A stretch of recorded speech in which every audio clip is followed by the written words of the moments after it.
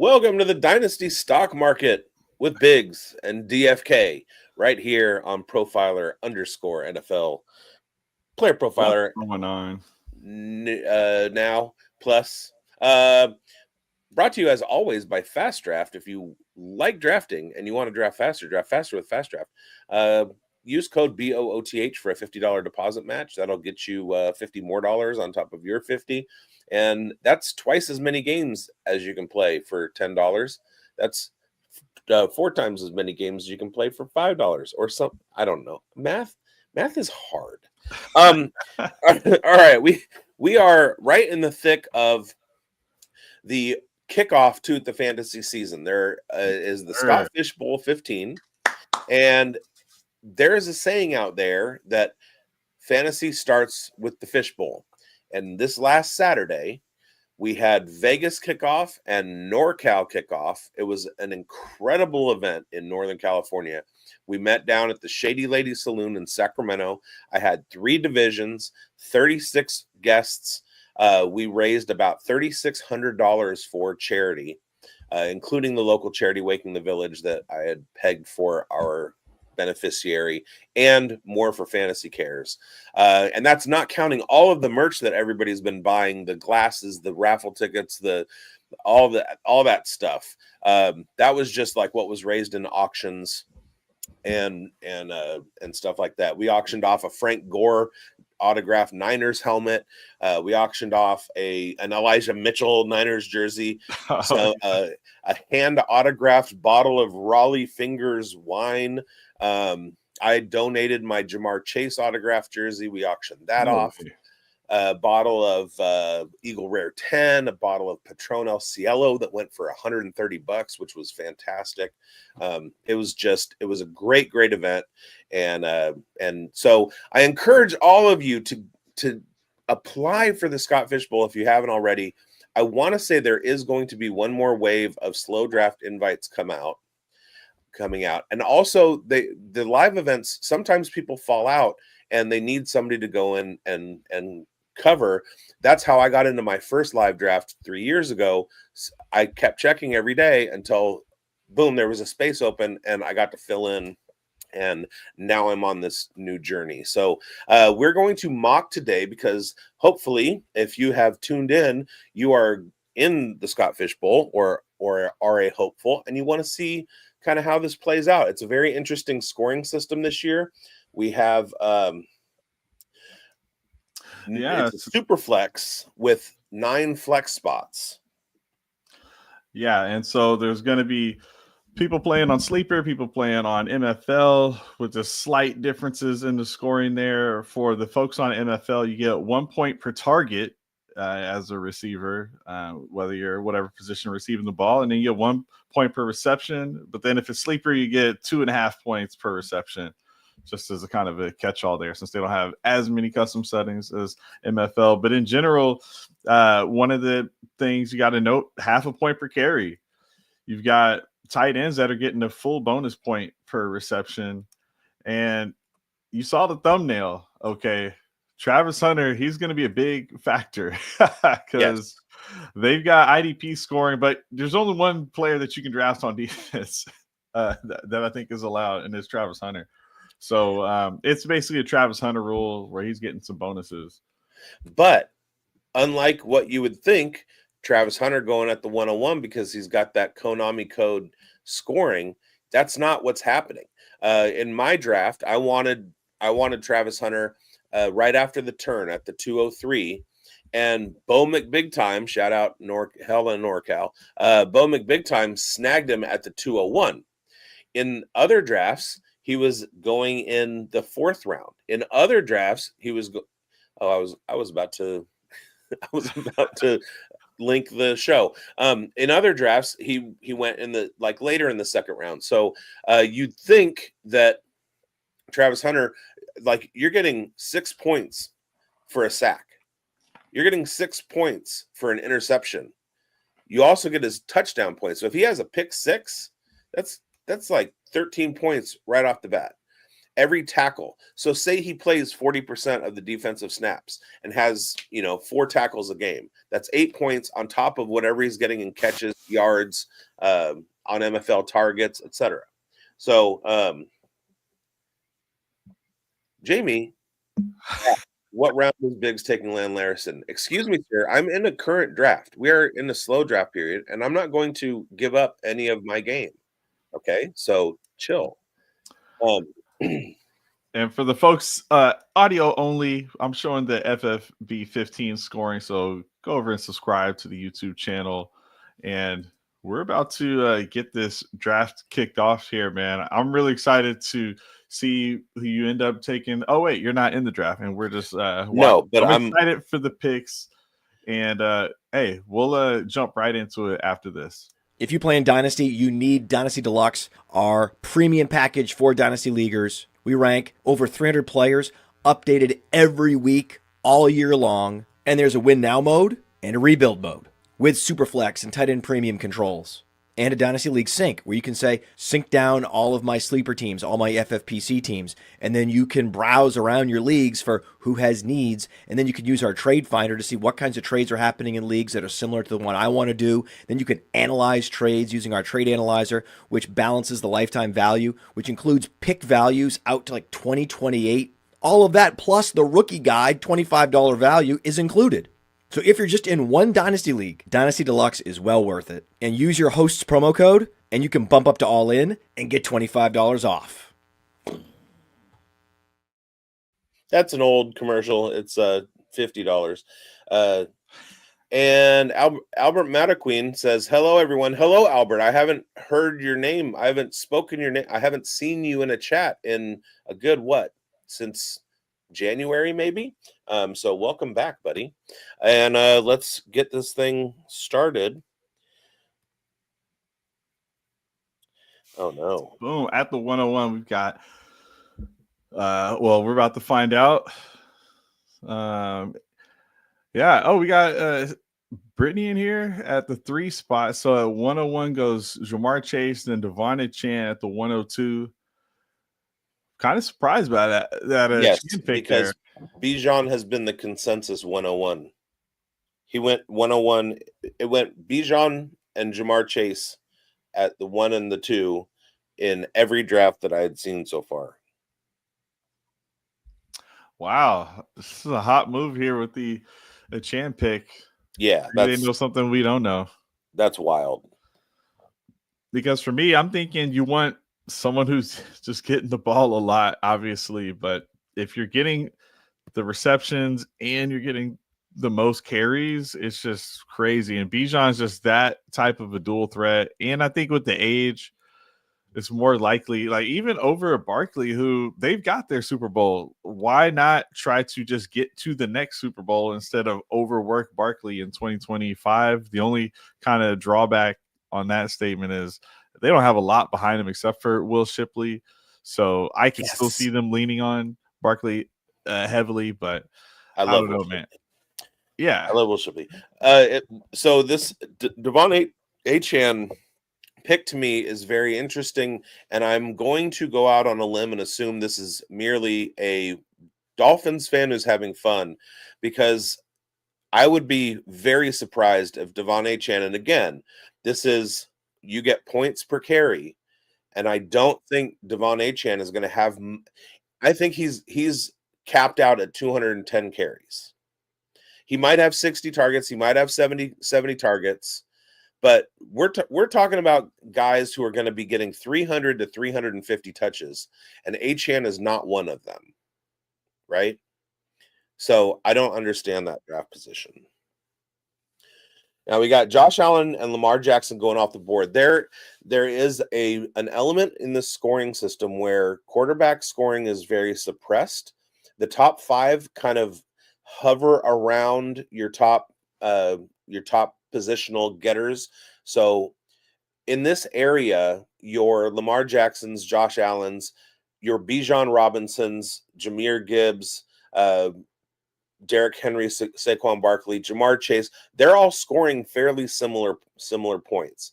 There are some projections that have Brock Bowers and Trey McBride outpacing everybody.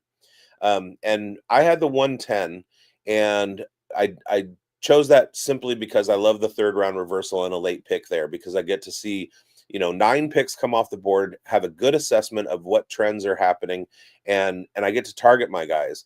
And I wanted to start with one of Genty, Bowers, or McBride. They all 3 were gone by the time it got to me at 10.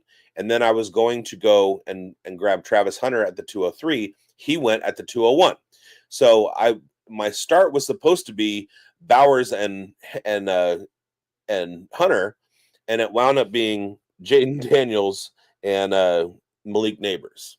So no matter how many of these mocks you do and think that you have, and now here goes Bowers at the 10. And it would have been perfectly lined up for me, but that's not what happened in my own draft. So you think you got to read on it because you did your homework, you practiced, and then boom, you get punched in the mouth.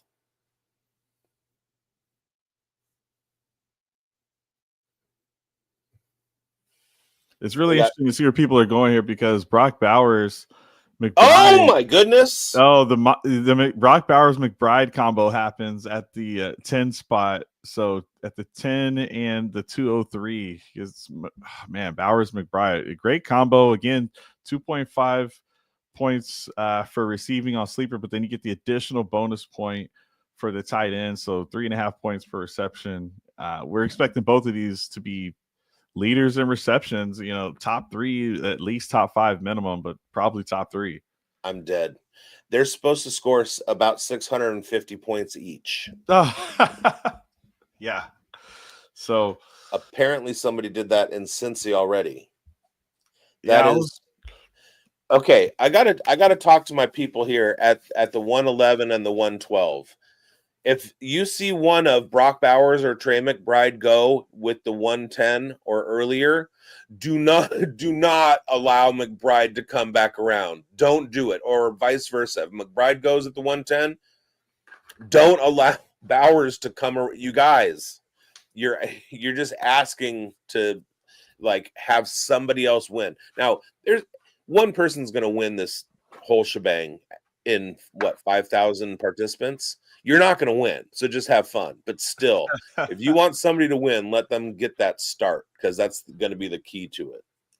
But people are taking it serious, I was in my Scott Fishbowl league for the Austin division. I was watching a draft from, I believe, the fantasy affiliation, and they were. They were kind of guarding their strategy on the live stream. I'm like, I don't know why you would do a live stream and I give your full, not be giving strategy, since that's what we're doing here, trying to help people. But they were taking it very seriously. They're like, yeah, I'm not going to tell you guys what I'm doing until, at least a little bit closer to the draft or after some of the drafts have happened. So, hey, people want to win this thing, and I don't blame them, because that's some prestige if you can be number 1 out of all of this huge pool that we got here. I mean, it would be there would be a lot of peacocking, a lot of opportunities to peacock.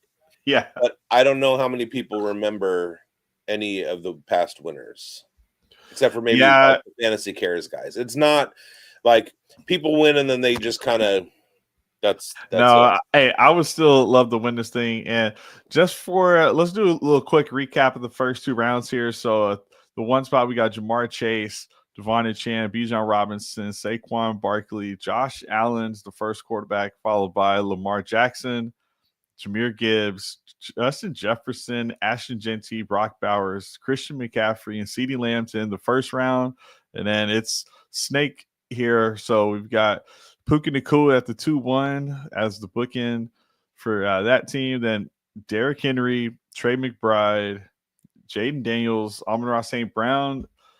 We've got Hurts, Malik Neighbors, George Kittle. That's that third tight end. And I want to ask you about him in a little bit. But then A.J. Brown, Josh Jacobs, Jonathan Taylor, Nico Collins. And then we've got the third round reversal here. So the team who had the 12th pick is back on the clock. Curdy, friend of the network. And let's see where he goes here. But right now, so far, okay, so he goes Kyron Williams to get some of that point per carry action, and he definitely gets fed the ball. Of all teams, Rams love to feed the running backs a huge workload. So right now, let's look at those first 2 rounds. Is it still that double tight end team that's the team to beat? Or how about the team with Kittle? They've got that tight end, but also Josh Allen, who could be a rushing leader of all the quarterbacks taking advantage of that point per carry. Well, I mean, if there's going to be through two rounds, if there's going to be a competition to that 110 spot, it's going to come from Josh Allen and George Kittle. George Kittle led, I want to say he led tight ends in points per game last year. If he can sustain a 17-game season and do that again, obviously, like, he has an opportunity to finish as the tight end 1. And Josh Allen is, he's going to be battling with Jaden Daniels and Lamar Jackson for the QB1 spot. So it could happen. Injuries could happen, all that stuff. And that's kind of the fun. But what's interesting to me is how through the first 2 rounds, except for you had one team that went Barkley and then AJ Brown. So likely an Eagles fan. And then other than that, everybody else that didn't take a quarterback, they were double tapping the position. So you had 2 wide receiver, 2 running back, 2 running back, 2 wide receiver, 2 tight end, 2 running back, 2 wide receiver. Yeah, I like how you notice that there's some people leaning into where they think these builds are going, where you've got the Amon-Ra team. They're going with possession receivers. They ended up with Brian Thomas Jr., but we like the upside of BTJ as well. So I can see where people either went leaning in on the tight end or those PPR type receivers, or just get the point per carry running backs if they think that's what's going to win. I know a lot of times running backs do end up just winning the day. You just need a little bit more of that injury luck to be on your side. Yep. So I wouldn't be surprised. Brittany right now, this is my favorite team right now, Brittany's team, because Kenneth Walker could be a top 5 running back.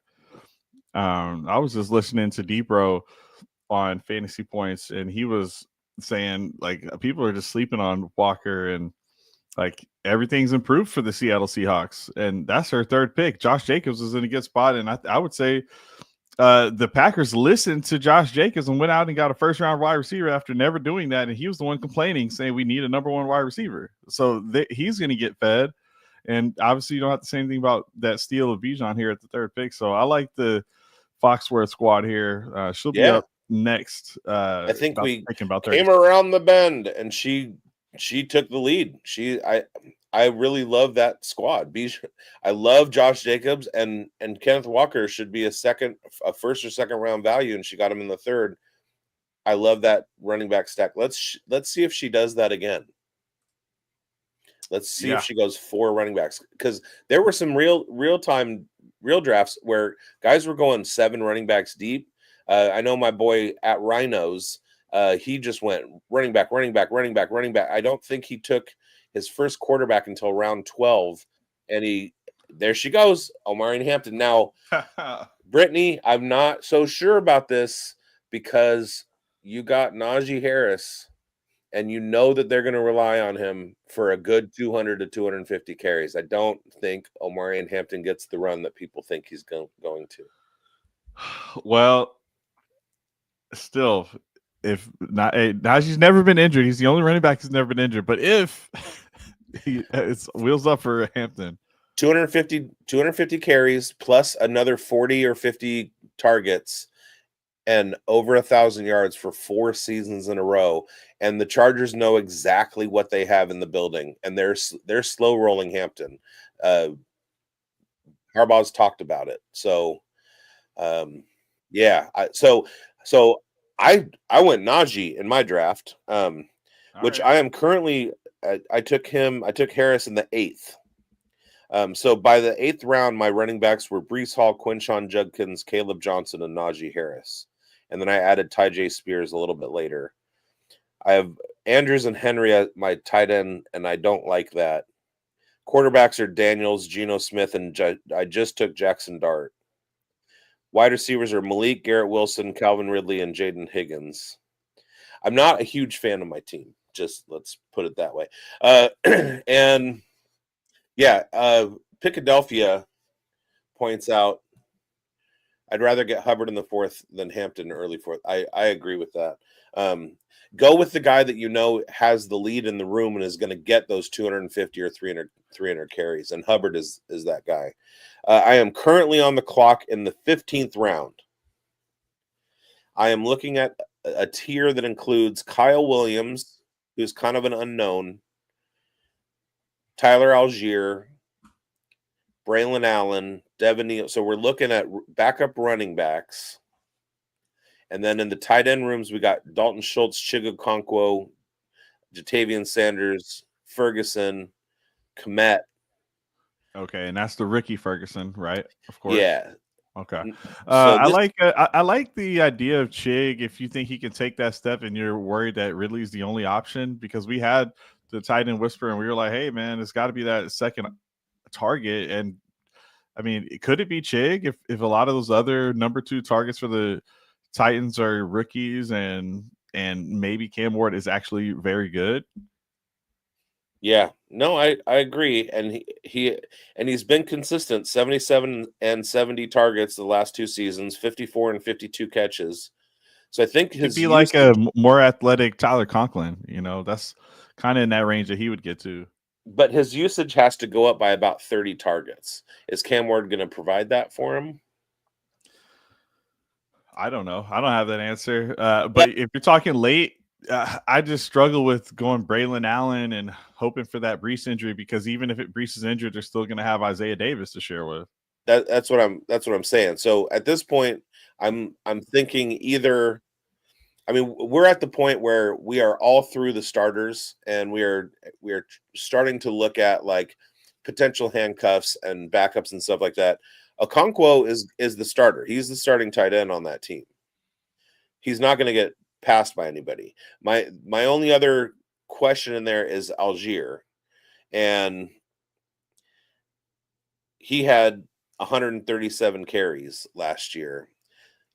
That would mean something catastrophically went wrong with Bijan. Well, so far, Falcons have consistently used Algier to a certain degree. So you know, of all the backup running backs, he won't just get goose eggs.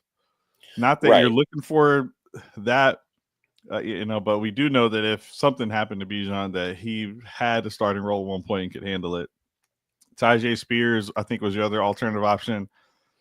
I just think the Falcons have a higher ceiling as the offense. But, still a little unknown. Algier and Okonkwo. So you're getting a productive handcuff versus a low volume tight end. Perceived low volume tight end, but I guess it's fine to guess that. I'm just good. I'm good with Pollard on the team. I'm good with Ridley as the wide receiver 1. And if Ward does one of these rookie type of things, and maybe that's just too much. Maybe they are going to be awful and we're asking for too much. I just think Chig's got a safe floor, and he is kind of due for that big leap. And it might still be a little too early for that big leap, because Titans still take even longer in their career. But at this point, he's been in the league 3 years. This could be that year for Chig. One more counterpoint. Algier also has a very safe floor, and his floor includes the points per carries, and that's higher volume than Chig's target. Let's go with Algier here. I'm going to go with Algier here. And my Q had Quentin Johnston, and Bo McBigtime took him. The last round, my Q had Hunter Henry, then Rashad White. I took Hunter Henry, and then Bo took Rashad White. Bo just keeps taking guys that are like right there on my list. And the other thinking is just that the running backs kind of thin out a little bit, and Algier is just one of those kind of quote unquote for sure backup running backs that you can feel good about. And I bet you some tight ends will still slip to you a little bit here. Yeah. And Jamie asked, is Mason Taylor there? Not in the 15th round. In the 13th, I had Hunter Henry 1 over Mason Taylor. So I took Hunter Henry. Mason Taylor didn't come back around to me. Rashad White didn't come back around to me. Quentin Johnson didn't come back around to me. All right. Back to the real, this one. We got Kelsey going off the board in the 6th round.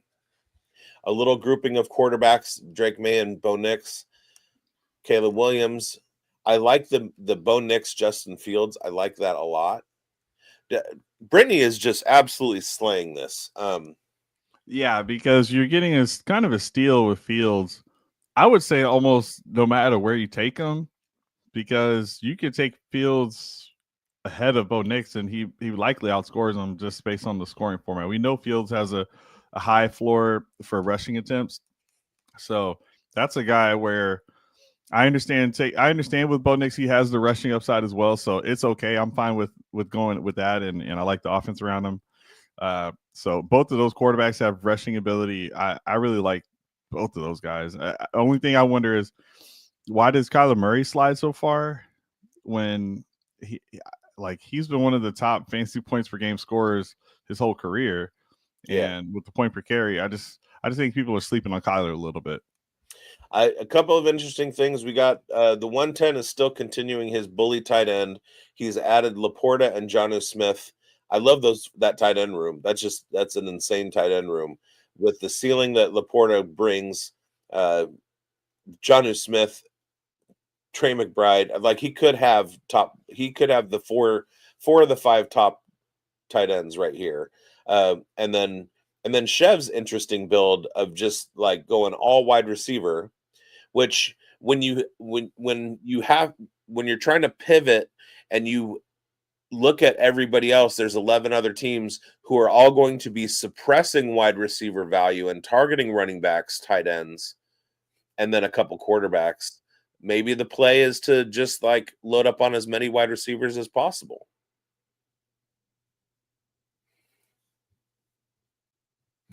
As we go into this next round, I just want to flash one more time the scoring, because I want to ask about what's the optimal build. Maybe you don't know the optimal build, because who knows who win this thing, but we're talking about how one of these teams has all wide receivers through the first 7 rounds. And, if you take a look, you've got 11 bench, 11 starters. So are you actually able to use all of these wide receivers? And then are you able to, you mainly try to navigate the bye apocalypse, injury apocalypse type situations? I'm just wondering if there's any kind of overdoing it here where you might have some excess and you're missing out on some other actual starting positions.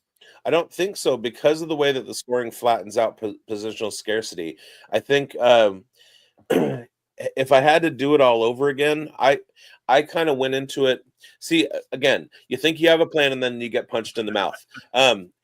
Through all the mocks, I have been waiting until the 9th, 10th, 11th round to start drafting quarterback, right? But I entered my queue with projected points, the top 15 projected points, right? And because I knew I had 2 picks in the top 15. Well, based on projected points, when it got to me, the 10th projected point getter was Jaden Daniels. And then Malik Neighbors was 15th. So I wound up getting those 2 guys simply because that's how my queue was set up based on projected points. But I think if I did it again, I would focus on tight ends and running backs only until I got to the 9th round, unless there was some great wide receiver, 120 target guys that happen to slip into the 4th, 5th, 6th round or later. Like you have a guy like Demario Douglas, 100 plus targets, not a lot of production, but he has those targets. So his value is going to be a little bit higher than in this than it is everywhere else, right? Yeah. So those are the guys I want to target in the middle. Yeah. So should I give another one of those names away? Yeah. Wan'Dale Robinson. How about Wan'Dale Robinson? He was first in my brain, but yeah, I went with Douglas. I almost asked you to guess, because I just feel like he's that guy that's late. But look at the numbers; he's getting targets, and okay, Darius Slayton was there last year too. Yes, he re-signed another contract. Nothing's changed except 3 improved quarterbacks. Yeah, come on. So that's a steal to me in almost all drafts. Wan'Dale Robinson. I'm hoping Khalil Shakir can be that PPR guy this year. versus them spreading the ball around. He still feels like the 1A. It's just I want more volume. We'll see. And what I'm happens. really hoping Chev takes a wide receiver here. Ah. Oh no, my heart is broke. But Jordan Mason, that's a good handcuff. I have so many Aaron a good Jones shares RB1 this year. Yeah, if he's the RB1, that could be a steal. All right, we Obviously got not right out of the gate, but Aaron Jones career high in carries or just touches last season. So, obviously getting older. I'm stocking up on him this year. So all right. The way that Aaron Jones does me is I have tons of shares. He gets hurt. I get disgruntled, move off of him. He has a huge year. So then I buy back in, and then he's going to be garbage. So Tyron Tracy just goes after Jordan Mason. You have to be really high on Jordan Mason, right? Because there's still starting running backs available. Yeah, but I'd still rather have Mason than Tyrone Tracy. I think Tyrone Tracy loses his job by week 1. Oh, come on. Man, I'm just biased because Tracy was my deep sleeper of the year. I called it like in April of last year, and it was obvious. But now he's already relegated after the second season. The Podfather and I are diametrically opposed on Cam Scattaboo. I love Cam Scattaboo, and I think I think his receiving upside takes over that RB room and his draft capital. I don't think Tyrone Tracy is the RB1 coming out of out of the preseason. Jacoby Myers. I'd rather have. I don't know. That's the value mid-round wide receiver I was talking about. Jacoby Myers is going to have 120 plus or 105 plus targets. He goes at the 8-11 for those listening. 8th round. Yeah, that's a steal. I guess he's just always going to be disrespected. It'll never change. Brittany also disagrees with me. I may be on an island. That's fine. Cam Scattaboo Island. And then Killa's lineup right here, starting with Gibbs. He's got Hurts and Mahomes. I hate the Mahomes pick. Chase Brown, Isaiah Pacheco, DeAndre Swift, Brian Robinson, Travis Etienne. So Gibbs, I get. Swift, okay. Brian Robinson, I like. Etienne, I feel like with this stack, it's a little bit. I like the direction, but I think the picks were misses. Do you know what I'm saying? Yeah, like we like the running backs, and actually I've been on Pacheco, but still, either way, a lot of things could go wrong with these where they're sharing more of the work than we would like. Right, so like the carries are not going to be high enough, but we like that they're running backs. Like I like the build. I just don't like. I would have taken different players. Give me Judkins over Pacheco. I mean, maybe you would go a different direction, but then on the way back around Swift, maybe you just go one of these tight ends who are going to get a bunch of volume over Swift at that point, and then I might take Caleb Johnson over Brian Robinson with that next pick that he had there, and then Etienne. I think for me, I probably would have leaned. Well, I would have gone Myers, but yeah, give me one of these other running backs like over Etienne, just because it's a little bit murky. If the coach speak is correct, then Killers is fine on Etienne. So we'll see about that. But there's other players, other positions I would have actually rather have. But I get people leaning into a strategy, so I'm not going to critique the strategy of the running backs. When, like, if you want to say a different running back, there's still other running backs I would have rather had at those spots. Right. And then I don't know about taking a third quarterback that early. That's Mitchell Mayberry. What am I watching right now? Well, here you go.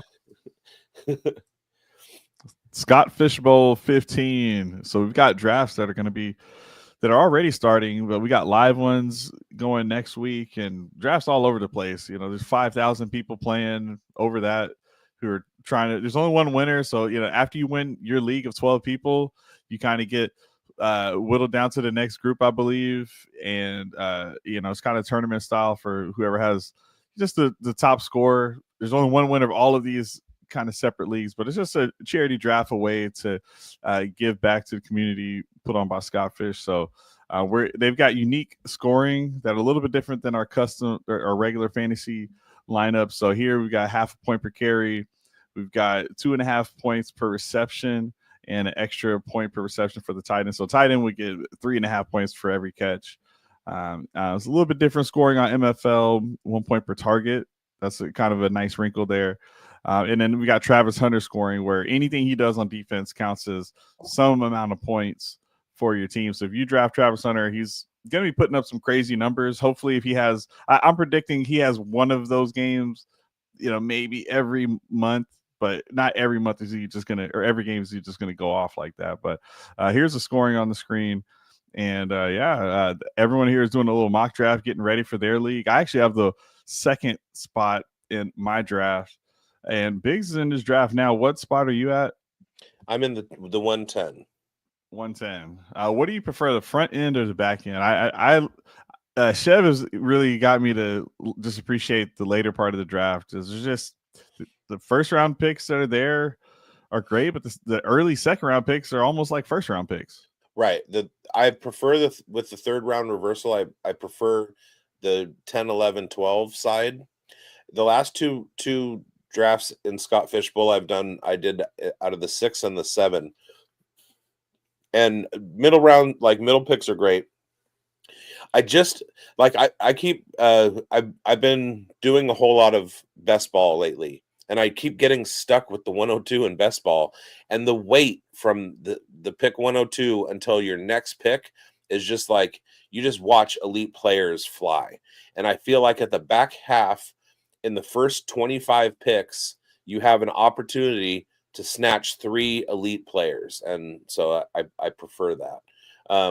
But at the 102, I was talking to somebody at the 10 who has the 102 Greinberg. And I said, what pick do you have? He said the 102. I said, take Travis Hunter. So you give me the same advice then? No. It's more tongue in cheek than anything else. But I mean, there or Barkley, it's tough for me. What happens if he gets 100 targets and he gets 40 to 60% of defensive snaps? Like, it's not out of the realm of possibility. If he has if he gets to, I want to say it was 80 targets, he's in the 20s of wide receiver ranks in PPR. That's 80 targets. Yeah. Where did he go in this draft? Let's see. So we've got blue is the wide receivers. Who took Travis Hunter?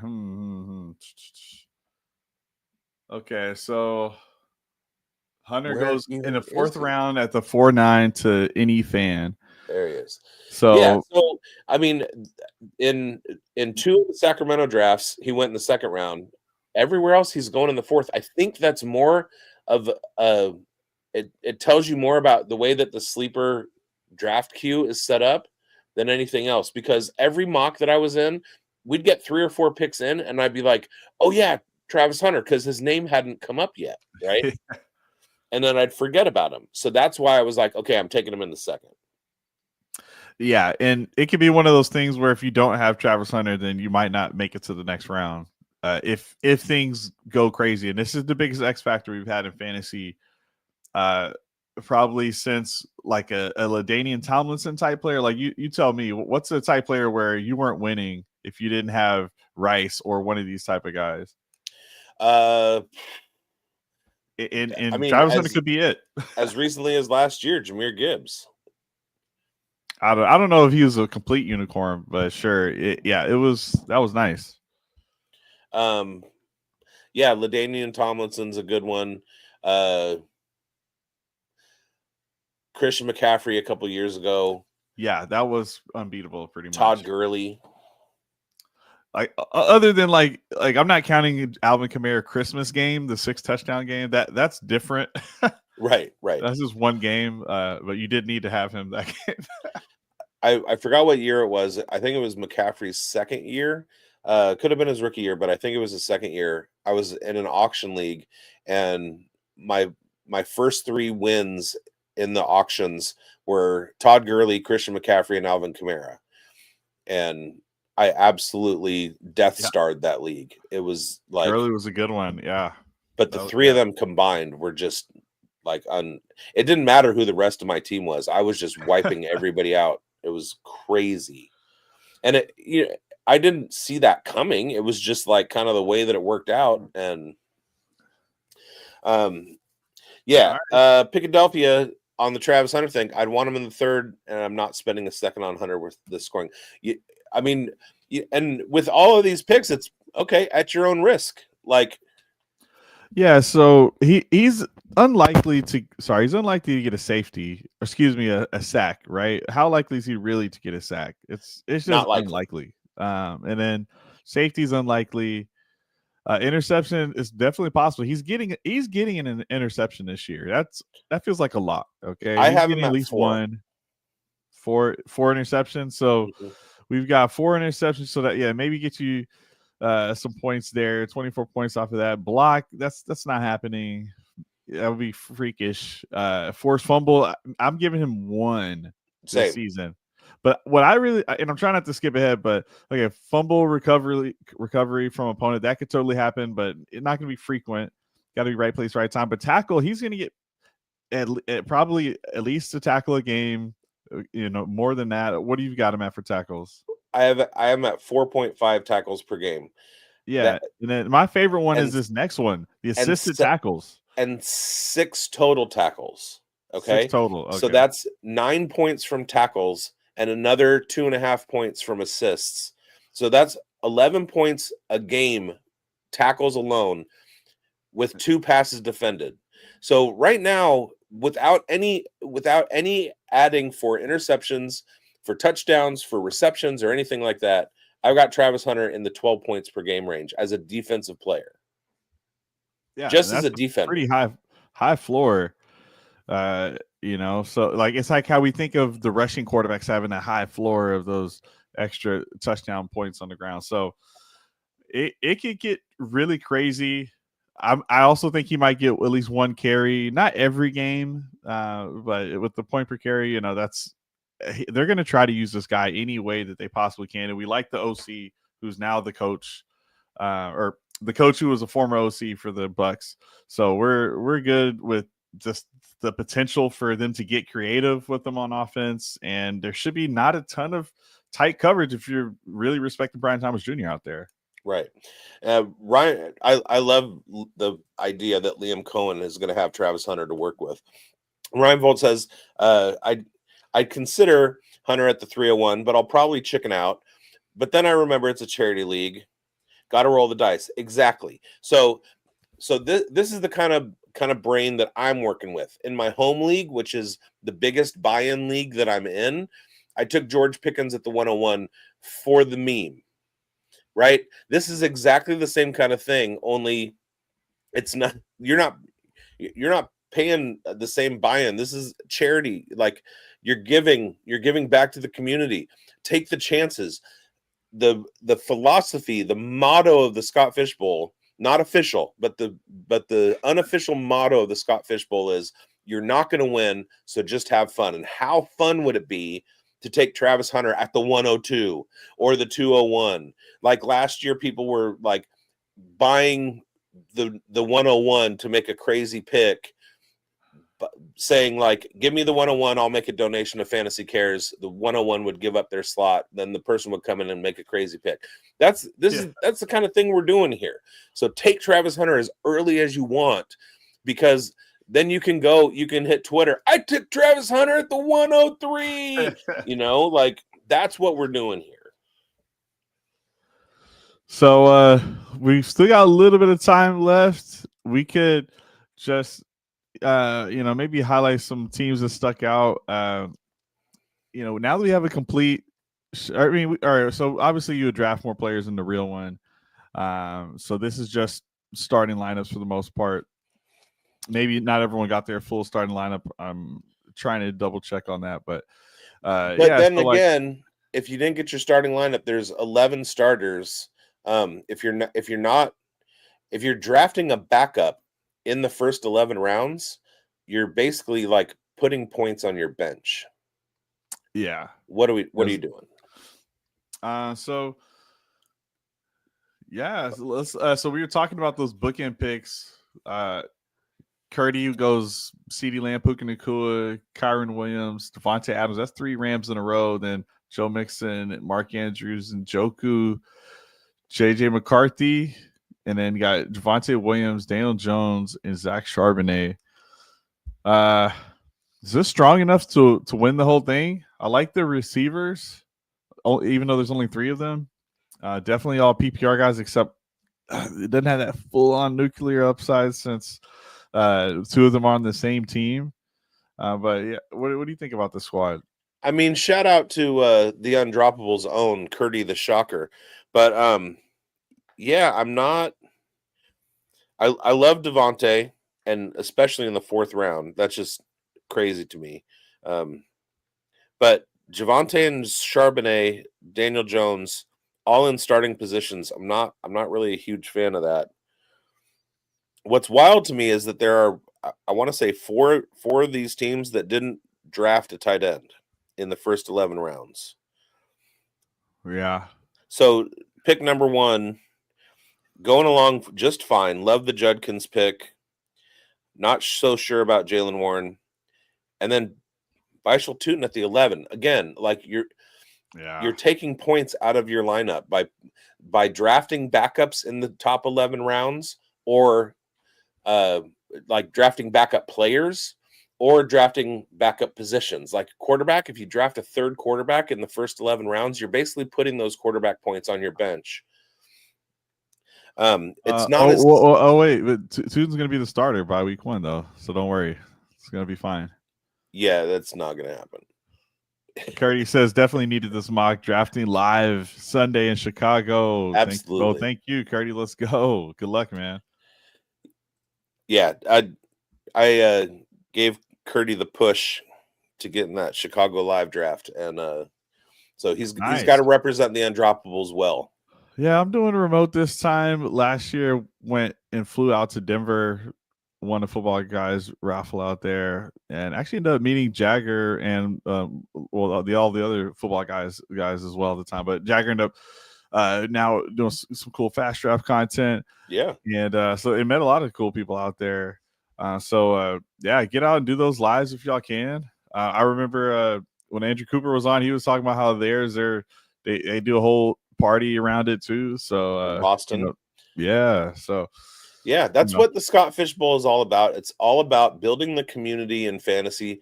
And so my first live draft I did in San Francisco, which was coordinated at that time by Howard Bender from Fantasy Alarm. My relationship that I developed with Howard Bender at that point led to a relationship that I have with Andrew Cooper, and having Coop on all the shows that I do across all the platforms and stuff. Just a really, really good time. The live drafts are where it's at. I'm kind of surprised you're not in Dallas this year, because that's a big one. There's a lot of good players in there. Casey's in that one. Yeah. And Debro, and there's a lot of good folks in Dallas. You should, if you can, just go attend and hang out. My plan was to coordinate Sacramento and then draft in Nashville, but I couldn't I couldn't make the travel plans happen. And so I wound up just doing everything in Sacramento. Next year, I'm going to organize Sacramento, but I'm going to be drafting in Vegas. Cool. Oh, yeah. There we go. Raiders draft party. I like it. Well, I have started talking to Jeff Driscoll, the coordinator in the Vegas, and he's gonna let me handpick a division, get everybody down to Vegas, draft in the pool at Circa, steak dinners, poker tournaments. Like, it's gonna be a wild weekend. Yeah, and Ryan says he's going to Minnesota. Or he went last year to Minnesota. That was awesome. And then Alex says going to Philly live. Yeah, Vegas pool draft. That would be awesome. Ryan, I hope you got to meet my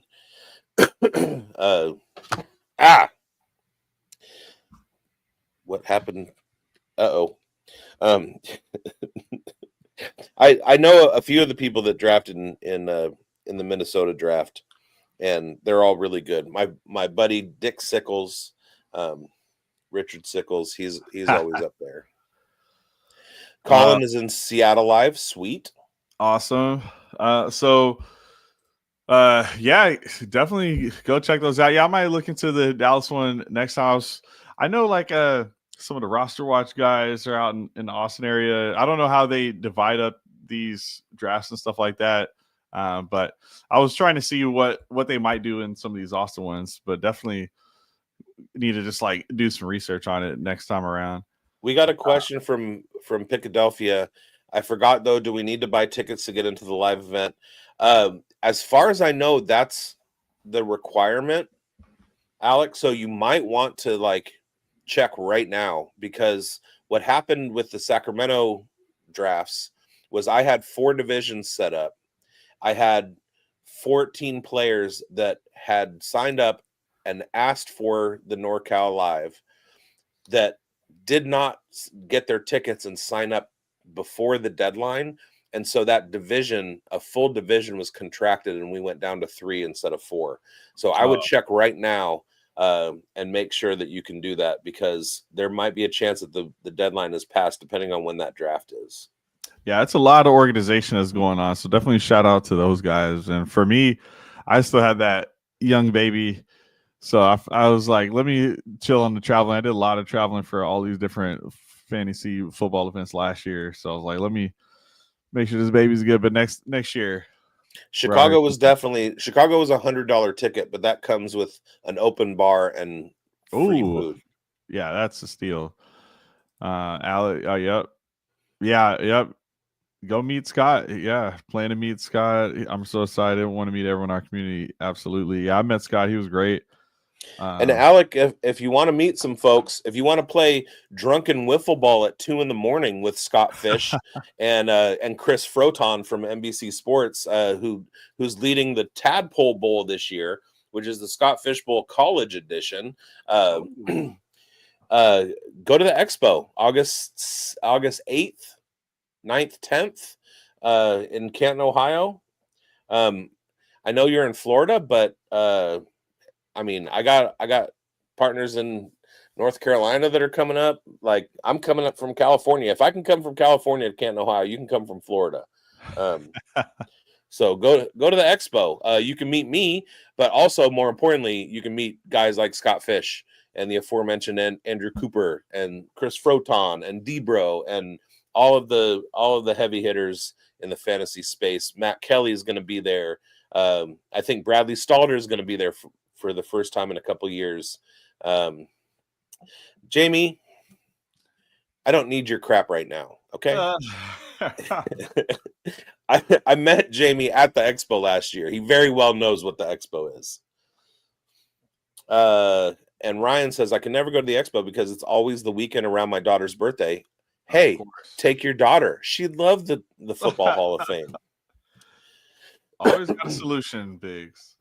Yeah. Take your kids. It's the weather is awesome in Canton in August, and much nicer than it will be here.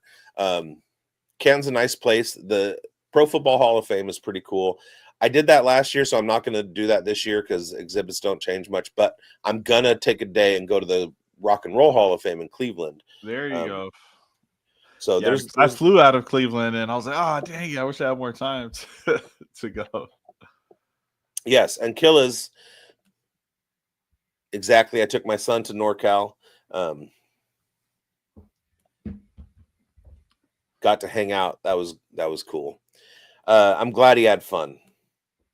No one wants a 4-year-old whirling dervish running around. Of course they do.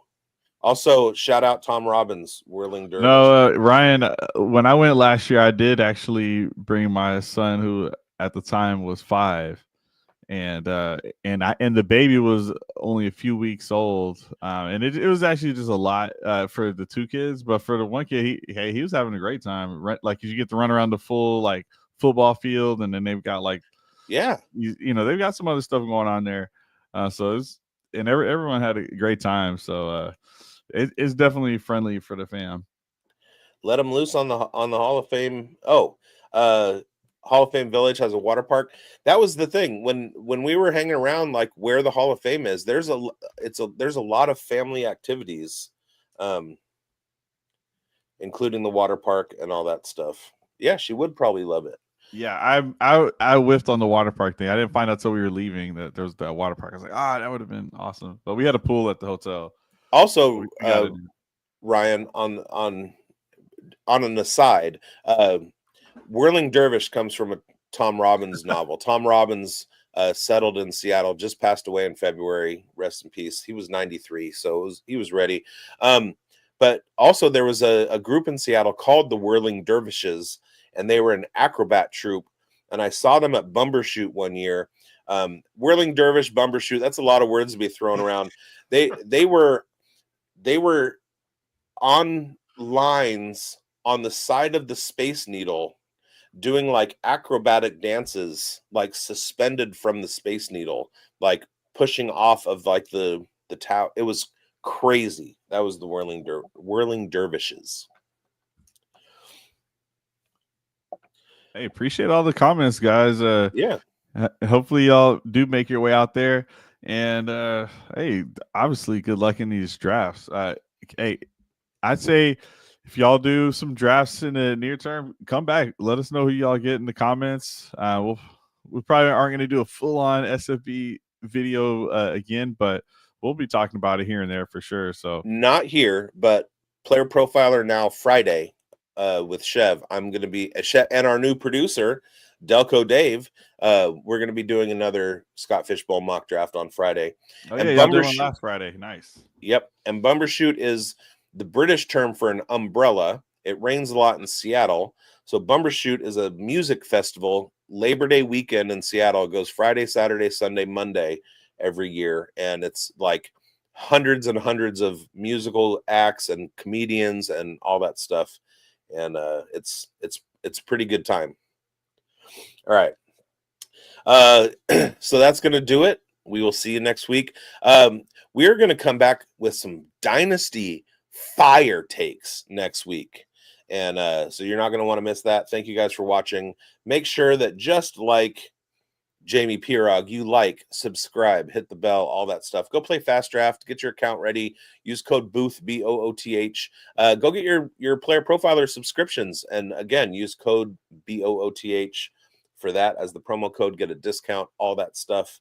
And we hope you win. All right. See you guys.